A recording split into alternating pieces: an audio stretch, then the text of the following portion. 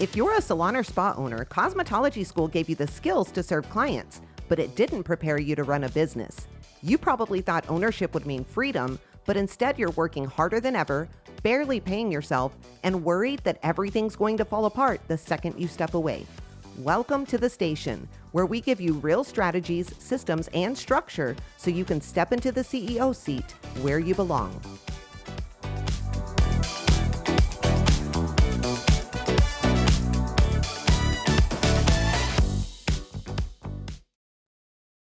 Hey friends, welcome back to the station. This is a podcast for salon and spa owners who are ready to step fully into leadership, build profitable, driven systems, and finally create a business that gives you your life back.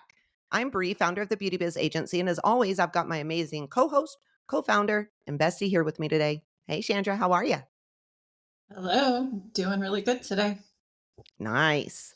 All right. So today's topic is one that I know a lot of people out there listening are going to feel deep in their gut, I think. We are going to talk about the hidden cost of those good enough stylists that we all seem to just keep around forever. You know the ones. They're nice, they show up, they don't cause too much drama, but they also don't grow. They don't rebook well, they don't sell retail, and their numbers, they probably haven't really changed in years. And because they're not a problem, we just kind of keep letting them slide or letting them ride the wave. They're easy, they're comfortable, they're safe. But I think what we want to show all of you out there today is that that's safe. It can actually be incredibly expensive if you aren't careful. Because while these stylists or technicians, they might not be causing you all of these problems, they're quietly costing you a lot of things, not just money. And if you're not careful, you are going to start building your businesses around their comfort instead of your standards. So before we dive in, we have to share a win with you that came from one of our amazing BBA members. And I think it kind of fits in perfectly with what we're going to talk about. She had a stylist who had been with her for years. She was loyal, she was dependable, and the clients liked her just fine. But her numbers, they had been flat for almost 3 years straight. No growth, no retail, no rebooking improvement, none of those things. And the owner of the salon told us she's not a problem, she's just kind of there. And when she said that, Chandra and I both knew exactly what we had to work on. So during one of her one-on-one calls, we pulled the numbers and compared them to all of the benchmarks that we had created. And when we did the math, we found out that that stylist, she was producing almost $4,000 less a month than what the salon average even was. That's terrible. Guys, that is $48,000 a year in lost revenue from one chair alone. One chair. So we got to work. We created a coaching plan, a clear 90-day improvement path, and accountability systems that she could present to this stylist. About a week later, she had the conversation with that stylist, and throughout the next 90 days, she gave the stylist the support that she needed, and the owner followed through very, very well with every part of the systems that we built. After the 90 days were up, there was still no change. So the owner made the tough call to let her go. And within a few months, that open chair became one of her highest producing chairs that she had. The owner told us later, I was so scared to lose her, but keeping her was the thing holding my salon back. Chandra, I think so many owners, they stay stuck just right there in that in-between space where the stylist isn't too bad, but they're also not doing anything amazing. They're not growing. They're not doing the things that you have to do. Why do you think that's such a hard thing for owners to clearly see and deal with? I think a lot of it's emotional because they see this person and they're like, oh, they're good. They show up. I could rely on them. They don't cause problems and they don't want to rock the boat. Right. And so I think that they just kind of let them skate. They don't want to have the conversation. They don't want to push them. They don't want to do any of those things because they're just afraid of losing them. And I think they don't realize that that is holding your business back. Like I've been guilty. I've kept a lot of those people for many years over the course of owning my salon, and it always hurt us. And so I think that, people don't realize that. They just think they're there, and, they hurt your culture too because they don't strive for growth. And that starts to make other team members like feel like they can kind of just skate, you know? And so I think it's definitely one you have to nip, and everybody, I think owners a lot of times are afraid of holding people accountable at the end of the day. Yeah, I think owners would rather deal with anything over drama. Anything. And I also know that everything people have been through in this industry, you and I know it's hard. I get where they're coming from. It's like there's this kind of peace that comes with having people who don't make waves, right? But the truth is, what looks peaceful might actually be the worst thing that you could ever have in your business.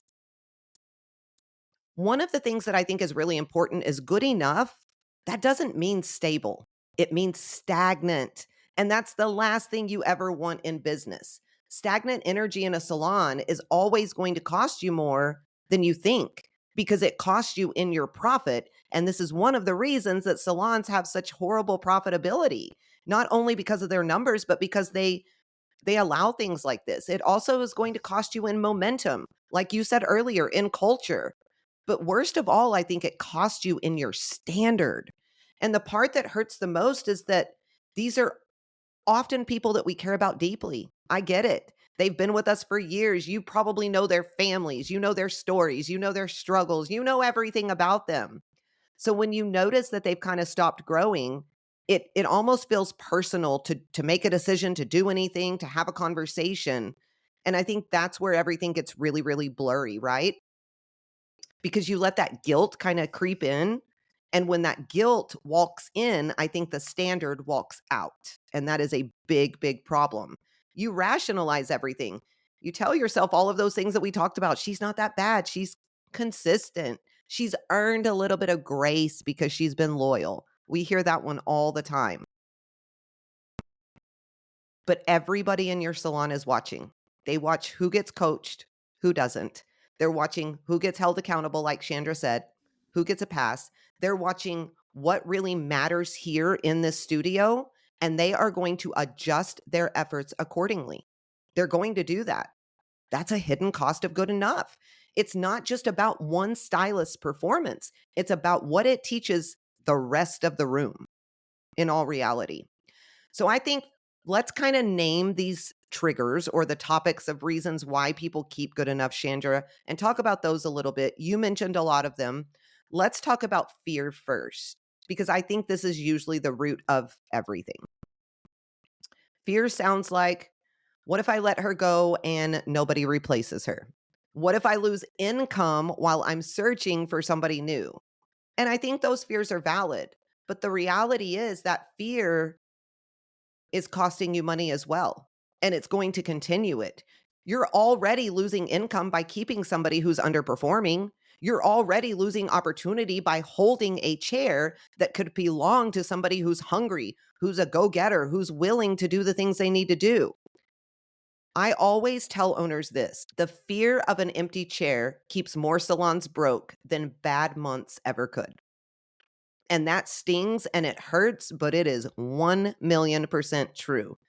You can always recover from a few weeks of lost service revenue, but you cannot recover from years of suppressed potential. To be honest, that fear is rarely about the numbers. It really is. It's about control when you really dig down deep. It's that voice inside saying, if I let them go, I don't know what's going to happen next, right? It's that control piece. But leadership, guys, you are a leader, and leadership means choosing growth even when you can't control the outcome. It's choosing to believe that an empty chair creates space for something better. You have to have the faith. You have to believe that there's something better out there. Chandra, the root, the fear, we hear that it's about the numbers all the time, but I really do think it's about the control. What do you think on that? I'm interested to see if I'm just crazy in thinking that, or if you think that that's pretty much accurate. I mean, I think you're pretty accurate. I think that is, I mean, when we see that and you actually break the numbers down, a lot of times what they're worried about when it comes to the numbers doesn't even make sense. And so I think when you go past that and you do kind of discover it, it's that fear. It could be the control. It could be just again, they're just afraid of rocking the boat. They're afraid of the unknown, and they're not thinking about the business in the future. They're just thinking about the business right now. And I think that's where a lot of them get stuck, and they get afraid to pull the trigger on any of those things because they're not thinking about long term. They're just thinking about that short term Yep. band aid or whatever that looks like. So, yeah, I agree. Absolutely. And then I think the guilt, and I think the Mhm. guilt runs really deep, especially for women in leadership. Especially like you feel guilty for even thinking about replacing somebody who's been loyal. You feel guilty for wanting more when everyone else seems fine just staying where they are. You feel guilty for being the one who has outgrown the current version of your business. Guilt and leadership do not go together. Guilt is emotional noise that is going to keep you small forever. It really will. You can honor someone's loyalty and still hold them accountable. You can love someone as a person and still outgrow them professionally. You can appreciate their years of service and still recognize that they no longer align with where you want your business to go. You're not a bad person for wanting to keep moving your business forward. You're a leader. And leadership means making decisions that are right for the business, even when they may feel wrong in the moment. You cannot save someone from their own lack of growth by sacrificing yours. That is the best way to put it.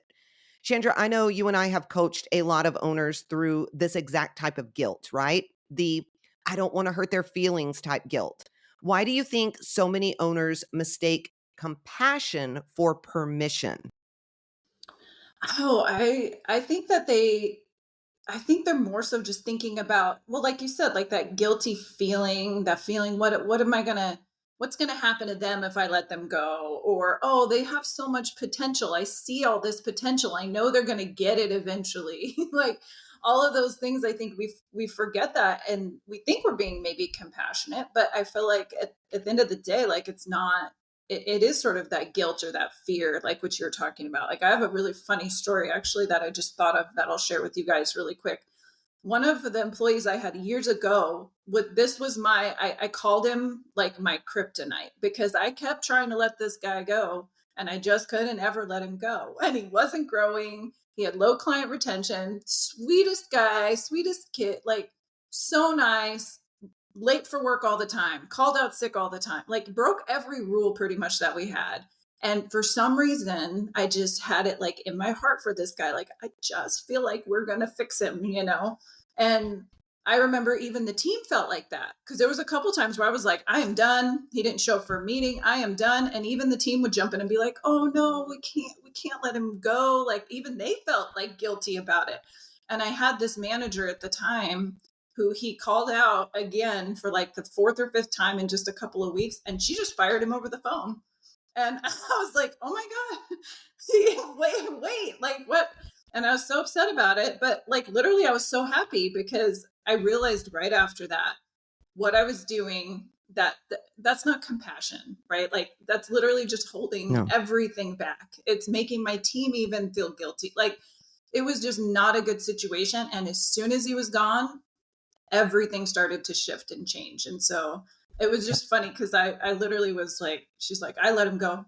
I told him we'll put his stuff in a box. He can come get it when he wants. And I was like, oh my God, I was so upset. But that was a good learning point for me for sure. So don't feel like you're being compassionate.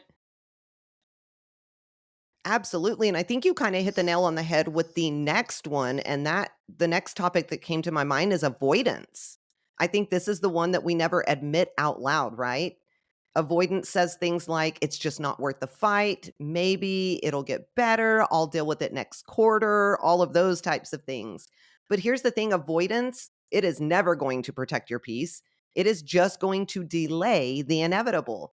Every week that you avoid the conversations, you're just reinforcing the problems that you have. Mhm. You train your team that silence means acceptance. And before you know it, that one good enough technician or stylist, they are your new standard. It comes in quick, guys. It takes over quick. The team is going to stop stretching because they don't see you stretching as the leader.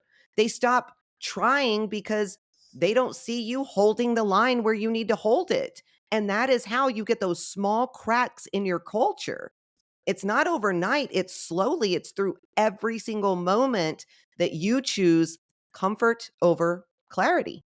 That's the reality of it. Chandra, you and I have seen this pattern over and over again, especially with avoidance, where an owner just, avoids that one tough conversations for 3, 6, 9 months even. And by the time they finally address it, the entire salon's energy has just changed. Why in the world do owners avoid things like this in the beauty industry? I think it all stems down to their leadership and how they feel as a leader. And I think for some reason in our industry, salon owners get into it, but they don't realize they are the leader of the business and they're in charge. They think of themselves like everybody else. So they have a hard time letting somebody go because I feel like they're thinking of themselves as like a service provider, as an employee, instead of looking at the bigger picture. You're the one in charge, you're the leader.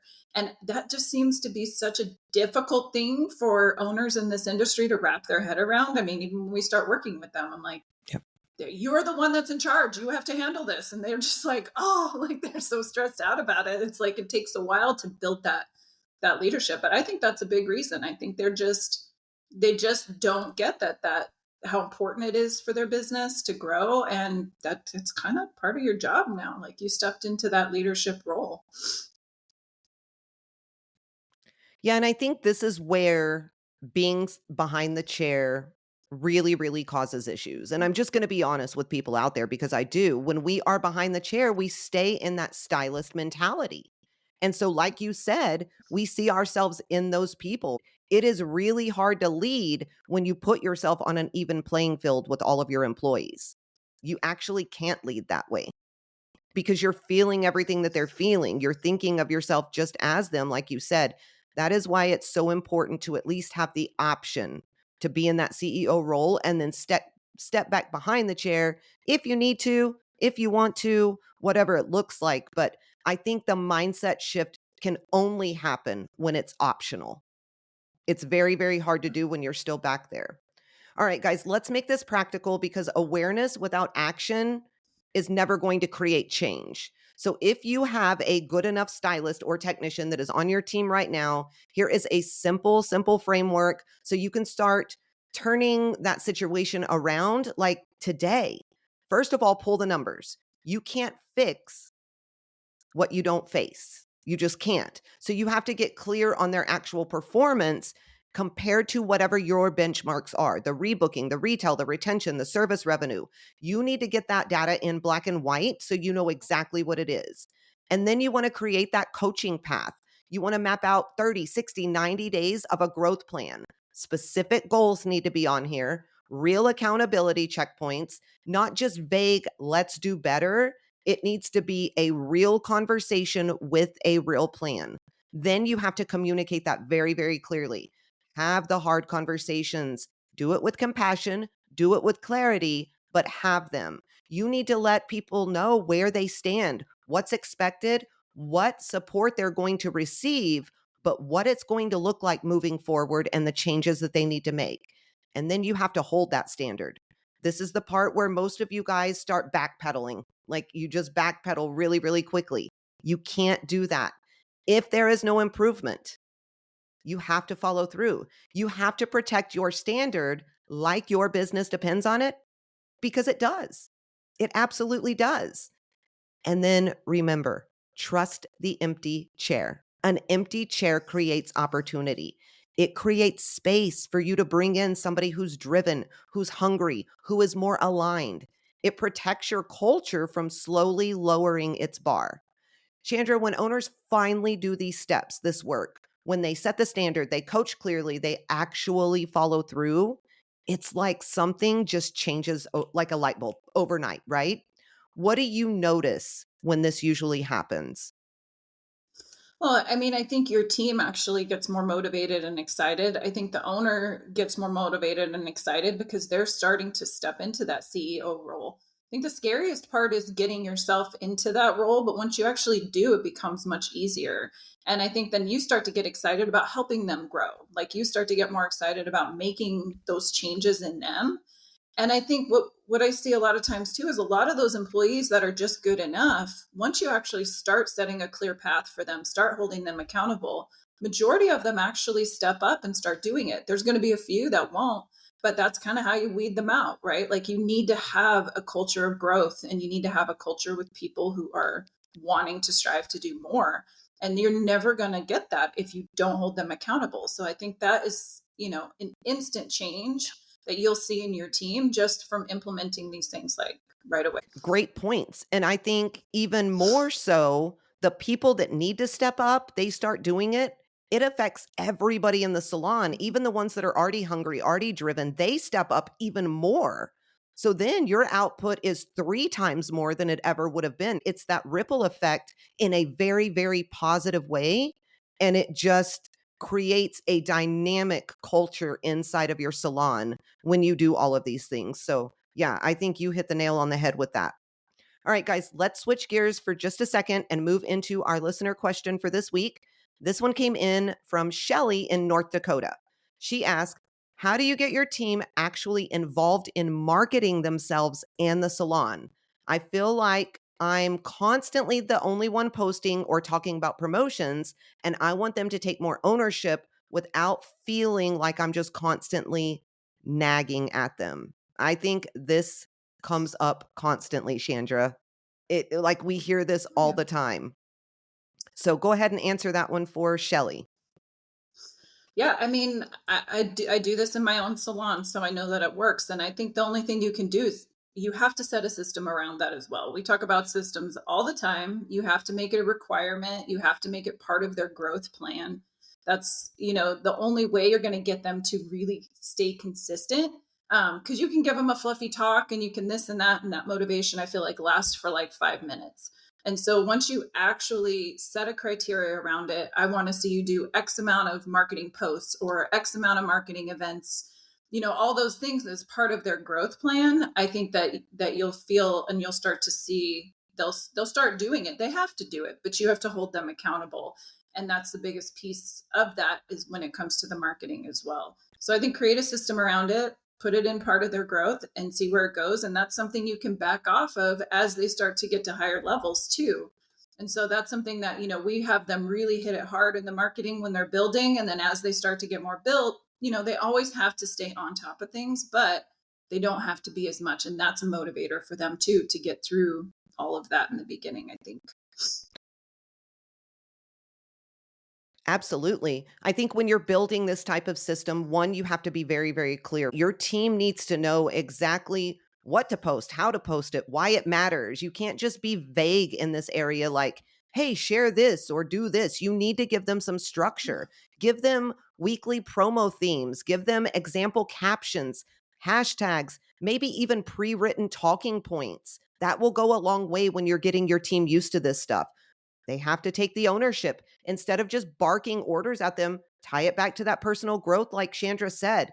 Accountability is going to be huge. It's the part that's always missing in salons. So, what are those expectations exactly? Write them down so they can see them. Like we talk about benchmarks all the time, and those are really, really important.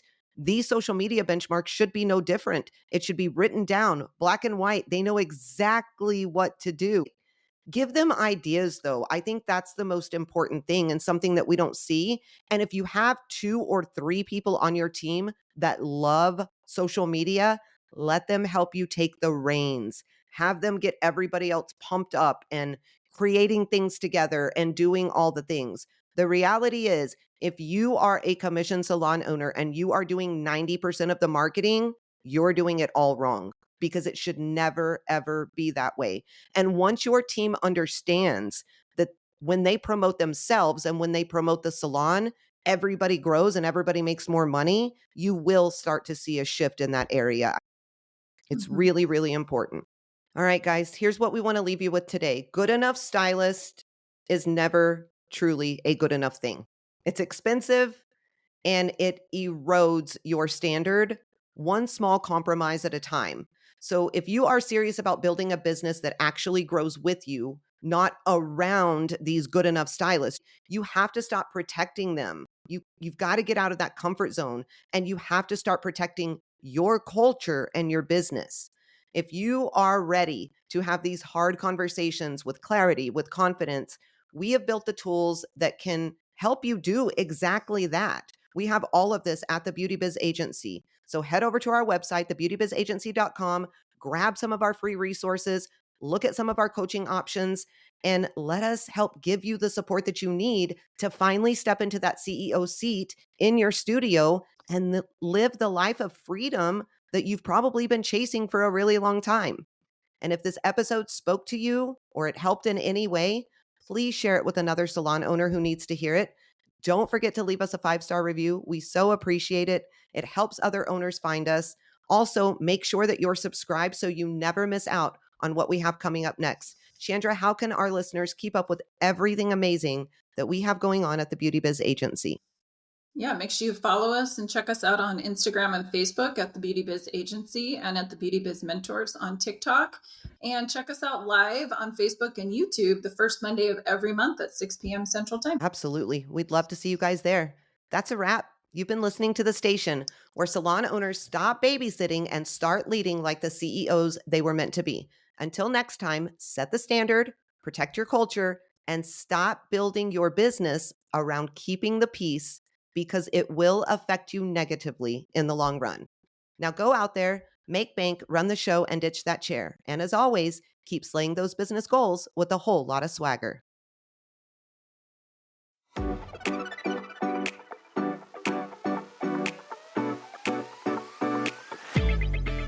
If this episode lit a fire under you, don't just walk away and let it die out. Deep down, you already know where you want your business and your life to go. And the truth is, the only thing standing between where you are and where you want to be is a real plan to get you there. That's exactly what we help you build. So if you're ready to stop trying to figure it out on your own, head to thebeautybizagency.com and book your free strategy call. That call can give you the clarity that you've been needing and a real plan to move your business forward. Because at the end of the day, the only thing standing between you and the salon business you've been dreaming about is whether or not you're willing to take the action and the steps in order to build it.